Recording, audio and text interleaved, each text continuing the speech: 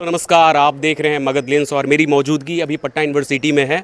Patna university में teacher लोग यहाँ पर प्रोटेस्ट कर रहे हैं। प्रोटेस्ट में निकल के आ रहा है कि कॉलेज में कहीं ना कहीं प्राइवेटाइजेशन का आशंका देखने को मिल रहा है। हमारे एक टीचर हैं, मैं उनसे बात करूँगा। क्या सर, क्या मुद्दा है, क्यों आप लोग प्रोटेस्ट कर रहे हैं? मुद्दा यह है कि जो पटना विश्वविद्यालय है उसका एक अपना स्वतंत्र अधिनियम है। जी बिल्कुल। 1976 में दो अधिनियम बने थे बिहार के विश्वविद्यालयों को लेकर। एक बिहार राज्य विश्वविद्यालय अधिनियम 1976 और उसी दौरान एक दूसरा अधिनियम बना था पटना विश्वविद्यालय अधिनियम 1976। तो जो पटना विश्वविद्यालय 1976 का अधिनियम है उसमें पटना विश्वविद्यालय को विशेष प्रावधान मिला हुआ है। इसमें प्रावधान यह है कि पटना विश्वविद्यालय जो बिहार का 7वां सबसे पुराना और महत्वपूर्ण विश्वविद्यालय है, ये अपनी ऐतिहासिकता और गौरवशाली जो इतिहास इसका रहा है और इसकी जो उपलब्धियां रही है खासतौर से शिक्षा के क्षेत्र में, तो इसको विशिष्ट पहचान दिलाई गई और सरकार ने भी इसे स्वीकृति दी, तब यह अधिनियम बना है। इसके तहत होता यह है कि पटना विश्वविद्यालय में जो 10-11 कॉलेजेस हैं उसके अतिरिक्त दूसरा अन्य कॉलेज यहाँ नहीं स्थापित किया जा सकता है। यही कॉलेज इस विश्वविद्यालय की इकाइयाँ हैं और इसी में जो भी इनका अध्ययन अध्यापन का केंद्र चलता रहेगा। जबकि अन्य राज्य विश्वविद्यालयों में यह प्रावधान रहा है कि वो अलग से महाविद्यालय खोलकर उसे उसमें अंगीभूत कर सकते हैं, उसे आगे बढ़ा सकते हैं। दूसरी बात यह रही कि यहाँ के जो कर्मचारी हैं, शिक्षक हैं, उनका तबादला ट्रांसफ़र किसी अन्य विश्वविद्यालय में करना संभव नहीं है। ना ही बाहर के विश्वविद्यालय के कोई शिक्षक अपना तबादला यहाँ करवा सकते, ट्रांसफ़र करवा सकते हैं। दो बातें तो अब है क्या कि 1976 के तहत जो अधिनियम 1976 है पटना विश्वविद्यालय का, उसके तहत सीनेट सिंडिकेट जो यहाँ का विधायिका हैं, हाँ, जो नियम बनाने वाली इकाइयां हैं, उसके तहत विश्वविद्यालय अपना स्वतंत्र नियम बनाकर यहाँ के विद्यार्थियों के हित में, यहाँ के शिक्षकों के हित में, यहाँ के कर्मचारियों के हित में काम करती रही हैं स्वतंत्र रूप से।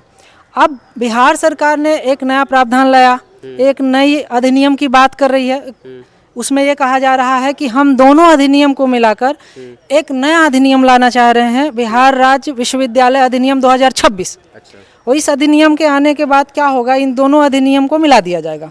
दोनों अधिनियम के मिलाने के बाद होगा क्या, पटना विश्वविद्यालय की जो निजी स्वायत्तता थी, जो विशिष्ट प्रावधान है, वह स्वतः ही समाप्त हो जाएगा। ठीक है, हो सकता है दोनों ऑटोनोमस बॉडी को साथ लेकर चला जा सकता है, ऐसा भी तो निकल कर आ सकता है सर, ऐसा क्या है? अभी जो सूचनाएं मिल रही है, जो अंदरूनी खबरें आ रही, उसमें यह है कि यह अधिनियम जब बन जाएगा तो इसमें लगभग 500 ऐसे विद्यालय होंगे पूरे राज्य के जो सीधे शिक्षा विभाग बिहार सरकार के नियंत्रण में चले जाएंगे। अब सोचिए कि विश्वविद्यालय की समस्या शिक्षा विभाग निपटान करे, ये कितना मुश्किल होगा। समस्या यहाँ की है और सरकार निदान करे। हम अपनी समस्या को निपटाने के लिए यहाँ विश्वविद्यालय में बैठे हुए हैं, हमारी पूरी व्यवस्था है। यहाँ के विद्यार्थी दौड़ कर या यहाँ के शिक्षक दौड़ कर शिक्षा विभाग जाएंगे, तो ये तो मुश्किल हालात होंगे ना।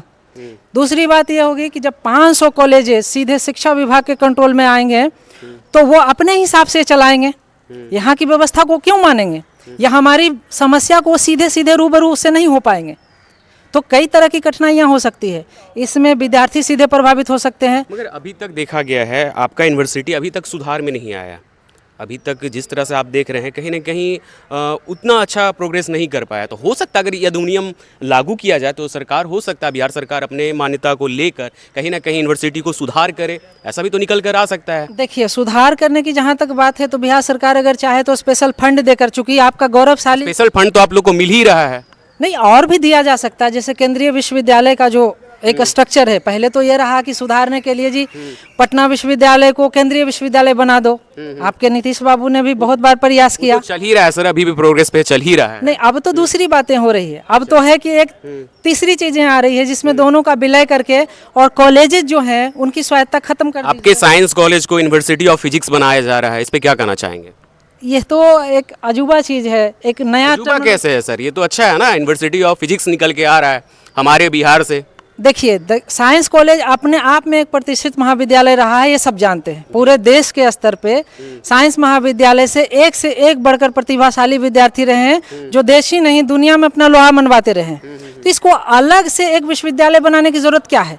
अगर बनाना ही तो नया विश्वविद्यालय बनाइए। इसका जो आइडेंटिटी बना हुआ है पहले से, इसकी जो अस्मिता है, उससे खिलवाड़ क्यों कर रहे हैं? नई सोच है, नई चीज़ बनाइए, नई जगह दीजिए, तो उसको लोग स्वीकार भी करेंगे।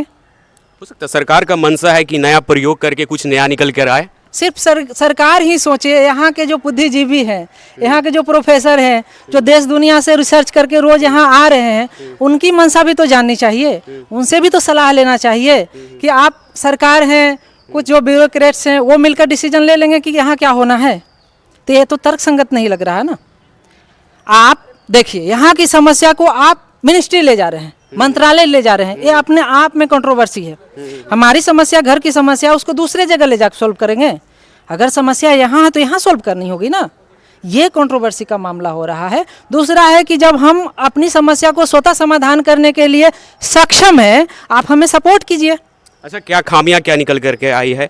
ये मेरा लास्ट क्वेश्चन है सर से, और यहीं पे बात को मैं विराम देना चाहूँगा। सर, लास्ट क्वेश्चन है कि क्या खामियां निकल के आ रही है? अगर इस तरह से अगर नियम अधिनियम जो 2026 है वो लागू हो जाए तो क्या खामियां हैं? देखिए, एक तो ये मामला है कि बिहार के सिर्फ पटना विश्वविद्यालय का ये मामला नहीं है, बिहार के तमाम विश्वविद्यालयों की स्वच्छता खतरे में है। अच्छा। क्योंकि 500 महाविद्यालय सीधे डायरेक्ट कंट्रोल में चले जाएंगे शिक्षा विभाग के।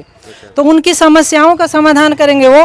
रिजल्ट निकालना है तो उनके पास जाइए, रिजल्ट में त्रुटि आ गई तो उनके सामने, उनके पास उतनी व्यवस्था नहीं है, वो हवाले करेंगे, एजेंसियों का हवाले करेंगे। और एजेंसी कितनी अच्छी काम कर रही है आपको भी मालूम है। वही है, कहीं ना कहीं प्राइवेटाइजेशन का ओर जा रहा है, वही कहना चाह रहे हैं ना सर? गवर्नमेंट जब अपने हाथ में लेगी तो अपने हिसाब से तो सरकारी कर सकते हैं, लेकिन उसके पास वो तंत्र नहीं है जो खुद कर सके। हम लोग यहाँ मैनुअल तरीके से भी काम कर सकते हैं। यहाँ के शिक्षक, यहाँ कर्मचारी लंबे अनुभव के साथ अपना विद्यार्थियों की समस्या समाधान करते रहे। लेकिन जो ये नई नई एजेंसियां आ रही हैं, उनको कोई अनुभव नहीं है। वो तकनीकी ज्ञान के आधार पर दावा तो करते हैं, लेकिन देखिए अभी परीक्षाएं देर से हो रही है, विद्यार्थियों की इतनी समस्या है, सबके मार्कशीट में प्रॉब्लम है, सॉल्व नहीं हो रहा है। अभी देखिए फर्स्ट सेमेस्टर के बच्चे सेकेंड सेमेस्टर में परीक्षा दे रहे हैं, और आपको जानकर आश्चर्य होगा कि उनका फर्स्ट सेमेस्टर का परीक्षा फल ही नहीं आया, और ये एजेंसी के कारण हो रहा है। ठीक है, तो ये समस्या गहराने वाली है। इसका समाधान हम लोग चाह रहे थे, जो समाधान लग रहा है कि और ये विकट संकट की ओर जाने वाला। आपका शुभ नाम सर? मेरा नाम डॉक्टर राधेश्याम है और मैं हिंदी विभाग पटना कॉलेज से हूँ। Thank you sir. धन्यवाद।